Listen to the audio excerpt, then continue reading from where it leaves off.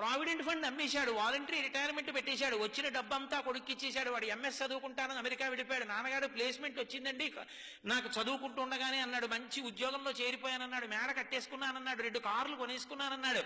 ఒరే ఒక్కసారి రారా అంటే మాత్రం నాన్నగారండి ఇప్పుడు సెలవు కుదరదండి, నేను వస్తానండి, స్కైప్ లో చూడండి నన్ను కావాలంటే అన్నాడు. ఎప్పుడో వస్తాడు వాడు, ఉన్నదంతా వాడికి ఇచ్చాడు. ఒరే నాకు ఇస్తావా అని అడుగుతాడా తండ్రి? అడగడు. ఆ పెంకుటింట్లో ఉంటున్నాడు. నాన్నగారండి విమానం అంత కారు కొనుక్కున్నానని ఫోటో పంపించాడు. అది చూసి ఈ పెద్ద ఆయన పెంకుటింట్లోంచి రోహిణీ కార్తెలో ఉత్తరీయ నెత్తి మీద వేసుకుని ఎదురింటికి వెళ్ళి తలుపు కొట్టి, మా అబ్బాయి విమానం అంత కారు కొనుక్కున్నట్ట ఫోటో చూడండి అంటాడు. నువ్వు పెంకుటింట్లో ఉంటున్నావు కదరా అంటే, పోన్లేదురో ఎంతకాలం బతుకుతాను, మా అబ్బాయి సంతోషంగా ఉన్నాడుగా అంటాడు. కొడుకు యొక్క సంతోషాన్ని చూసి సంతోషించగలిగిన వాడు తండ్రి. తను సంతోషించి కొడుకు సంతోషించాలనడం అది తండ్రితనం అంటే.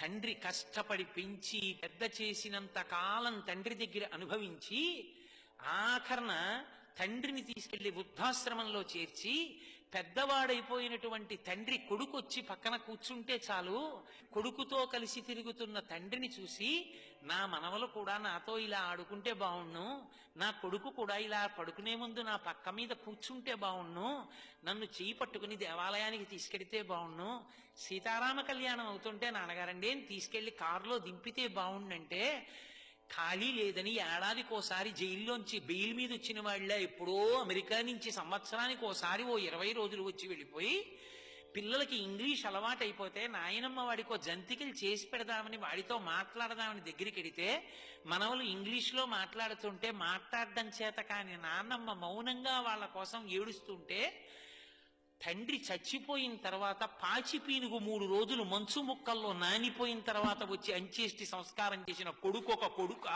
వాడి సంపాదన ఒక సంపాదన. తండ్రి పక్కన కూర్చున్నవాడు తండ్రిని సంతోషపెట్టినవాడు కొడుకు. విదేశాలు వెళ్ళొద్దంటలేదు, ఉద్యోగాలు చెయ్యొద్దంటలేదు, కానీ తల్లిదండ్రులు పెద్దవాళ్ళు అయిపోయిన తర్వాత వాళ్ళ సంతోషాన్ని తీర్చడం కూడా కొడుకుల కర్తవ్యం. కొడుకు లాంటి వాళ్ళు చాలా మంది ఉండొచ్చు, కూతురు లాంటి వాళ్ళు చాలా మంది ఉండొచ్చు, కానీ కన్న కడుపున పుట్టిన కొడుకు కొడుకి.